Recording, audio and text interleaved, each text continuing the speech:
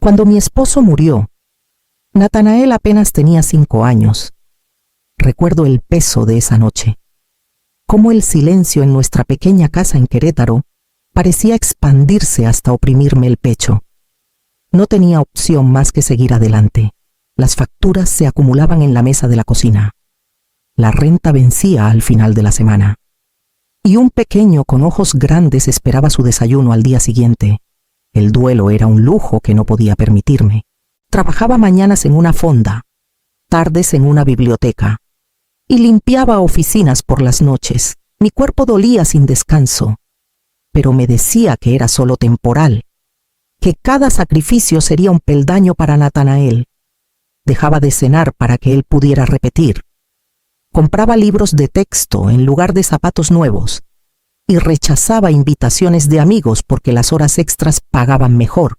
Cuando tuvo edad suficiente, lo inscribí en una escuela privada que apenas podía costear. Recuerdo su pequeña mano jalando la mía mientras cruzábamos las puertas, su emoción chispeando como electricidad en el aire. Un día, mamá, te haré sentir orgullosa, dijo, y le creí. Cada turno nocturno, cada mañana agotada, llevaba esas palabras como combustible. Pasaron los años, y Natanael se convirtió en un joven alto y encantador. Tenía la sonrisa fácil de su padre y un don para hacer que la gente se sintiera a gusto. Lo envié a una universidad de negocios con lágrimas en los ojos, convencida de que estaba dando un paso hacia un futuro que finalmente nos levantaría a ambos. Verlo cruzar el escenario de su graduación me hizo sentir algo cercano a la victoria. Pero mientras Natanael entraba en la adultez, el privilegio comenzó a cambiarlo. El niño que alguna vez prometió hacerme sentir orgullosa, ahora se comportaba como si el éxito le hubiera sido regalado, no construido sobre mis noches rotas y manos cansadas. Intenté ignorar la distancia, convencerme de que solo eran dolores de crecimiento. Sin embargo, una sombra de inquietud comenzó a seguirme, susurrando que todos mis sacrificios podrían no ser suficientes para mantenerlo cerca. Y entonces apareció Selena. Natanael trajo a Selena a casa un domingo por la tarde, su mano apretada contra la de ella como si fuera un tesoro que debía presumir. Era hermosa, de esas bellezas que las revistas enseñan a las mujeres a imitar pómulos afilados, maquillaje impecable, un vestido más propio de una galería de arte que de una comida familiar. Su sonrisa era deslumbrante, pero nunca llegaba a sus ojos. Desde el principio, sentí que me evaluaba, la forma en que miraba mi casa en San Miguel de Allende, deteniéndose en las cortinas que yo misma había cosido o en la mesa de comedor gastada que teníamos desde que Natanael era niño. Elogió la comida que preparé, pero su tono estaba endulzado con condescendencia. «Qué tradicional», dijo, girando el tenedor en el guisado.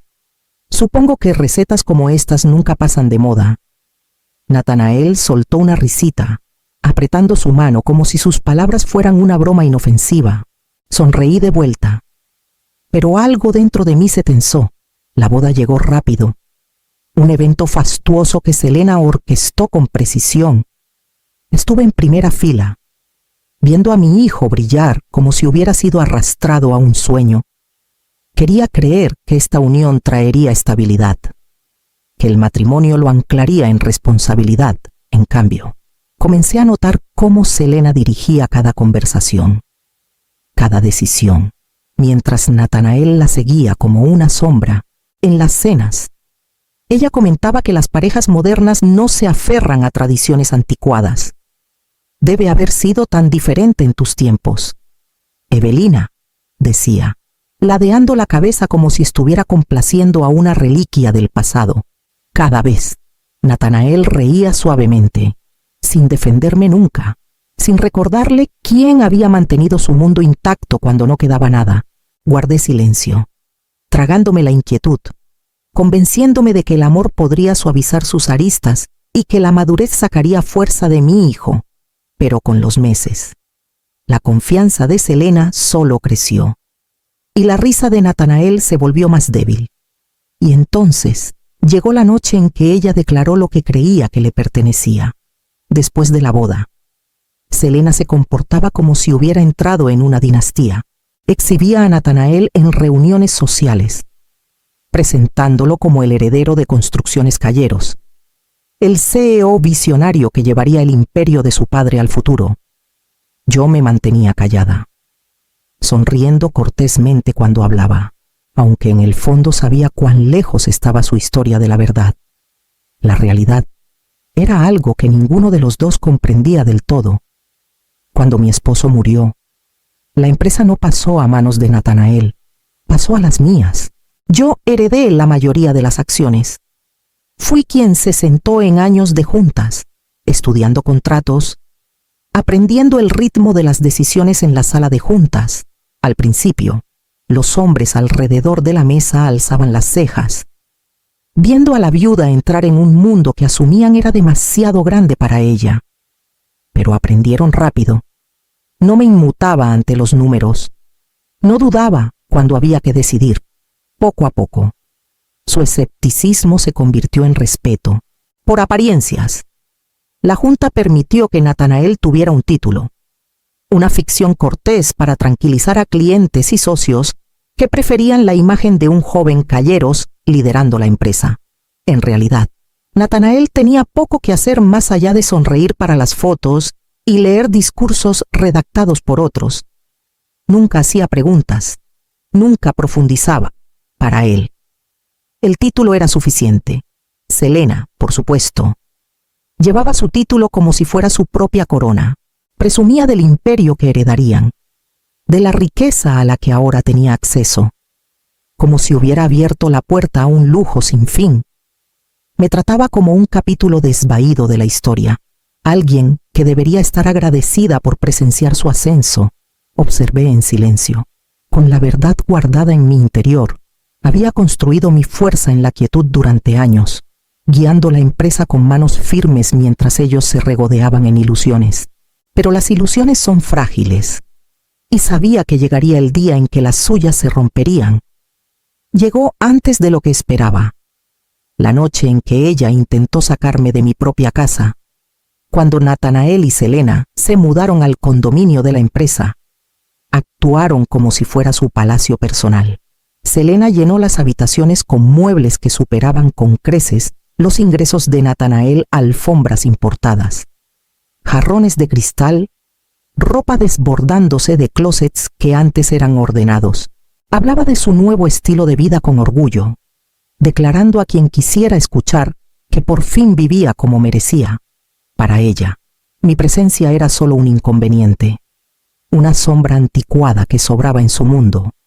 Una noche, mientras ponía la cena en la mesa, ella se inclinó con una sonrisa más afilada que un cuchillo. «Has tenido una buena vida aquí, Evelina», dijo con dulzura. «Pero seguro estarías más cómoda en un lugar más pequeño, algo más sencillo. Es hora de que disfrutes de paz en tus años dorados». Sus ojos se deslizaron hacia la puerta, como si ya me imaginara saliendo con mi maleta en la mano. Antes de que pudiera responder, Nathanael asintió. Su tono casual pero cargado de traición. «Tiene razón, mamá. Tal vez sea hora de que reduzcas. Ya no necesitas tanto espacio». Lo dijo sin malicia, pero tampoco con amor. Solo un encogimiento de hombros, como si los años de sacrificio fueran una nota al pie de su historia. Sus palabras me golpearon más fuerte de lo que esperaba. Podía tolerar la arrogancia de Selena, era una extraña, persiguiendo una imagen que no entendía. Pero escuchar a mi propio hijo repetirla, descartando la vida que había construido, la dignidad que había preservado, me vació por dentro.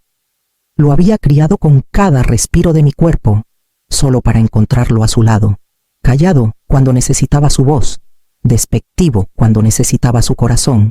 No dije nada. Mi silencio no era debilidad, aunque ellos lo tomaron por rendición.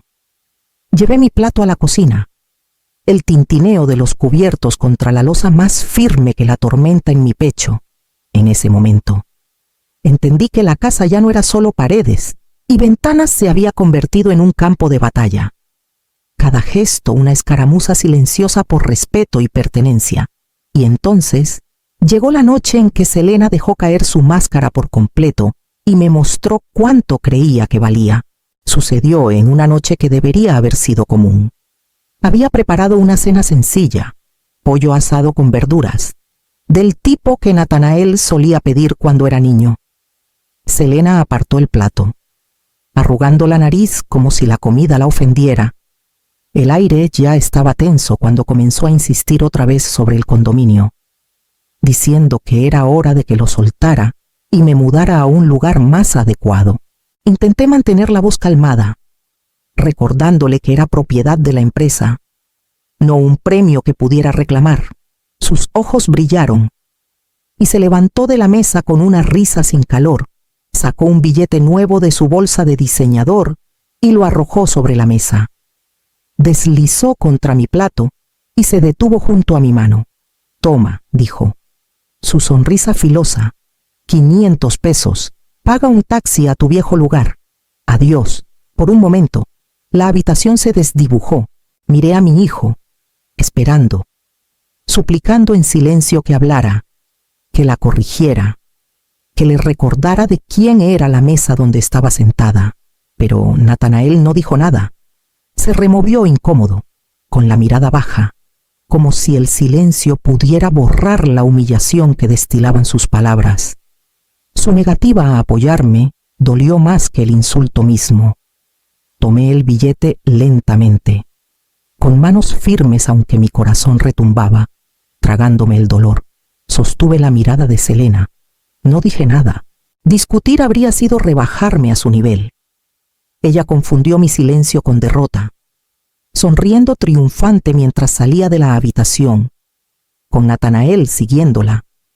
Cuando la puerta se cerró, tomé una respiración profunda y doblé el billete con cuidado, colocándolo en la encimera. No me borrarían de mi propia vida. No permitiría que la arrogancia reescribiera lo que el sacrificio había construido. Esa noche, marqué al número de mi abogada, una mujer cuya mente afilada había sido mi aliada en los negocios durante años. «Prepara los papeles», dije simplemente. «Es hora». Y así se preparó el escenario. No solo para un divorcio, sino para que la verdad saliera de las sombras donde había esperado todo este tiempo. La sala de juntas siempre había sido un lugar de decisiones, de números y firmas que determinaban el peso de proyectos enteros. Esa mañana, sin embargo, se convirtió en un teatro para la arrogancia. Selena entró primero, envuelta en un traje sastre y una confianza tan ruidosa que llenó la sala antes de que siquiera hablara. Natanael la siguió un paso atrás, su expresión indescifrable, los hombros encorvados como si estuviera allí solo por obligación. Tomé mi lugar frente a ellos, con mi abogada, la licenciada Torres, a mi lado. Ella estaba serena como siempre.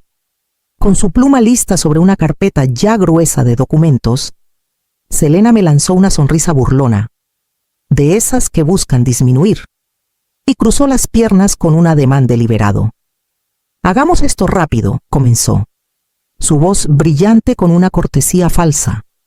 «Evelina, todos sabemos que la empresa ahora le pertenece a Natanael. Él es el CEO, el futuro, el heredero. Es hora de que te hagas a un lado y te asegures de que tenga acceso total a lo que le corresponde por derecho. Naturalmente, yo manejaré los activos de nuestro hogar, así que necesitaremos transferencias claras». Sus palabras se derramaron sobre la mesa, cada una cargada de certeza. Hablaba de cuentas que nunca había visto, de propiedades que asumía eran suyas, de una riqueza que creía haber capturado. Natanael asentía de vez en cuando, sin corregirla, sin añadir más que un murmullo de sí. Cuando ella buscaba confirmación, me quedé callada, con las manos cruzadas en mi regazo, cada instinto urgiéndome a permanecer inmóvil. La licenciada Torres tampoco interrumpió. Dejó que Selena pintara el cuadro. Trazos audaces de entitlement que revelaban más sobre su codicia que sobre la realidad. La sala, con sus paredes de madera oscura y cristal, resonaba con la voz de Selena mientras exigía títulos, acciones y derechos a una vida que creía le había sido entregada. No dije nada. Mi silencio se convirtió en el espejo donde su ambición se reflejaba a sí misma. La dejé hablar hasta que incluso sus propias palabras comenzaron a sonar vacías. Su tono más agudo, sus demandas más frenéticas mientras se convencía de un imperio que nunca fue suyo. Cuando finalmente se recostó, engreída y segura de haberme acorralado, la licenciada Torres dio un golpecito con su pluma en la mesa y deslizó una carpeta hacia adelante. ¿Empezamos?, preguntó suavemente, y en ese momento supe que la marea estaba a punto de cambiar. La licenciada Torres abrió la carpeta con la precisión de una cirujana, deslizando el primer documento por la mesa. Empecemos con el condominio, dijo con calma. Contrario a lo que se ha afirmado, esta residencia es propiedad de la empresa. Se alquila a empleados a precio de mercado. No es propiedad marital personal, ni puede transferirse. La sonrisa de Selena titubeó. Miró a Natanael, que se removió en su asiento, murmurando algo inaudible. Observé cómo su mandíbula se tensaba, la primera grieta en su máscara. Torres continuó, su voz tranquila pero cortante. Ahora, respecto a la autoridad corporativa, el señor Calleros asintió hacia Natanael. No es el CEO de Construcciones Calleros. No tiene poderes ejecutivos. Su posición es solo asesora, sin autoridad para tomar decisiones. La CEO interina y accionista mayoritaria es la señora Evelina Calleros. Las palabras cayeron como piedras. La expresión de Selena se derrumbó en incredulidad. Eso es imposible, espetó, volviéndose hacia Natanael. Tú me dijiste, pero el rostro de Natanael estaba pálido. Su habitual encogimiento de hombros no ofrecía protección ahora, murmuró. Yo nunca dije que la dirigía. Pensé que lo sabías. Los ojos de Selena se abrieron, furia y pánico mezclándose en uno. Su voz se alzó, aguda y quebrada. Entonces todo este tiempo me dejaste pensar. Me incliné hacia adelante, mi voz firme. Tú te dejaste pensar. Construiste castillos en el aire y te mudaste a ellos sin revisar los cimientos. La sala quedó en silencio, salvo por la respiración de Selena, rápida y superficial. Su imperio de suposiciones se desvaneció. Derribado en el espacio de unas pocas frases, Natanael estaba a su lado. Una figura hueca, expuesta por lo que siempre había sido un nombre. Nada más. Crucé las manos, firme y segura. La verdad ya no estaba oculta.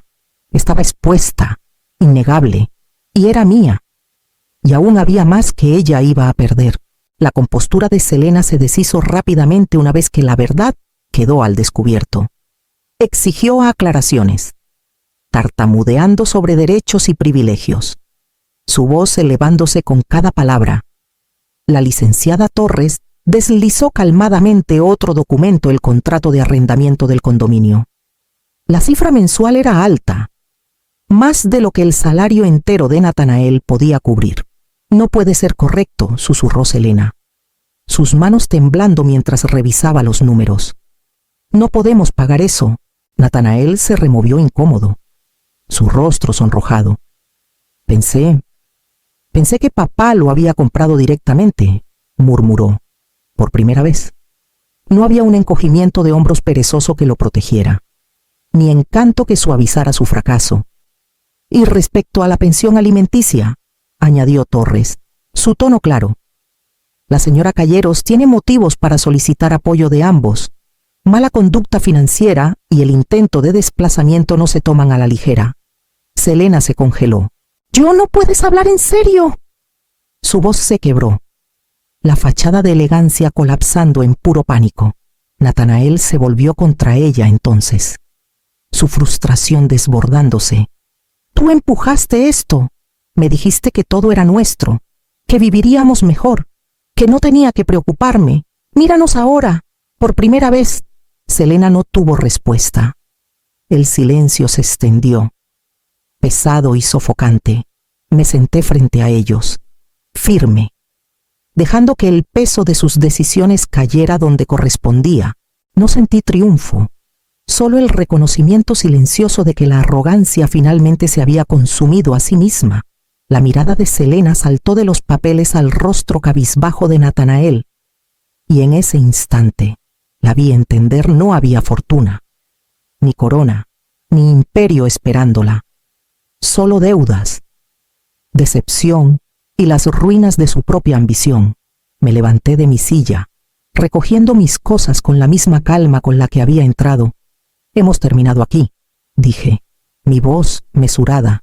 Pero la historia no estaba terminada. Su colapso apenas comenzaba, y las consecuencias esperaban justo fuera de esas puertas. No pasó mucho tiempo antes de que Selena desapareciera. Una mañana, empacó sus cosas y se fue sin decir palabra, dejando a Natanael solo en el condominio que ya no era suyo. Pronto me llegó la noticia: había intentado cubrir la renta. Falló y se mudó a un pequeño departamento en las afueras de la Ciudad de México. Semanas después, apareció en mi puerta. Su traje estaba arrugado, su rostro demacrado, el brillo que alguna vez tuvo apagado por completo. «Mamá», susurró, su voz quebrándose. «Cometí un error. Pensé que ella me amaba. Pensé que era más que esto». Lo dejé entrar. Le serví un café y escuché mientras derramaba disculpas entre respiraciones entrecortadas. Me suplicó que lo dejara regresar a la empresa, que le diera otra oportunidad, que restaurara la vida que había visto deslizarse entre sus dedos. Por un momento, vi al niño que solía ser, el que prometió hacerme sentir orgullosa. Pero las promesas no reconstruyen lo que ya se ha quemado. Sentí tristeza por él, pero también claridad. «Natanael», dije suavemente, «tendrás que aprender quién eres sin privilegios que te sostengan. No puedo recorrer ese camino por ti, y no desharé lo que elegiste». Sus ojos se llenaron, pero asintió. Sabiendo que no había una mano salvadora a la que aferrarse, se fue en silencio esa noche, con los hombros encorvados, el peso de sus elecciones aplastándolo contra el suelo. Y así, mi hijo se convirtió en una sombra, una figura desvaneciéndose en la irrelevancia. Una vida que pudo haber sido, pero nunca fue. Lo que quedó fue mío para reclamar, y no lo desperdiciaría en las semanas siguientes. El ruido alrededor de Natanael y Selena se desvaneció en silencio. Los murmullos sobre su caída apenas duraron en los círculos sociales, pero la empresa siguió adelante, firme bajo mi mano. Había trabajo por hacer, contratos que supervisar, familias que dependían de los cheques que salían de nuestras decisiones. Me entregué a ese ritmo, no como escape, sino como propósito. Cada mañana entraba a la oficina con la cabeza clara, sin inmutarme por las tormentas que habían pasado. La junta confiaba en mí sin dudar, respetando la firmeza que había construido a través de años de pruebas y sacrificios. Ya no sentía la sombra de ser solo la viuda o solo la madre. Era Evelina Calleros, la mujer que mantuvo unida esta empresa cuando otros flaquearon. Por las noches, me sentaba en mi escritorio, escribiendo en el cuaderno de cuero gastado que había guardado mis pensamientos privados durante décadas. Una tarde, mientras el sol se hundía y pintaba el horizonte de la Ciudad de México en tonos dorados y carmesí, escribí las palabras que me habían sostenido todo este tiempo. La fortuna se puede robar, pero el respeto y la verdad no. Cerré el cuaderno con mano firme y caminé hacia la ventana. La Ciudad de México se extendía ante mí, viva con su zumbido interminable. Una ciudad de ambición y garra. El reflejo que me devolvía el cristal no era el de una mujer disminuida por la traición, sino una reconstruida por ella, calma, segura, libre. Y entonces supe que mi historia no estaba terminando, apenas comenzaba.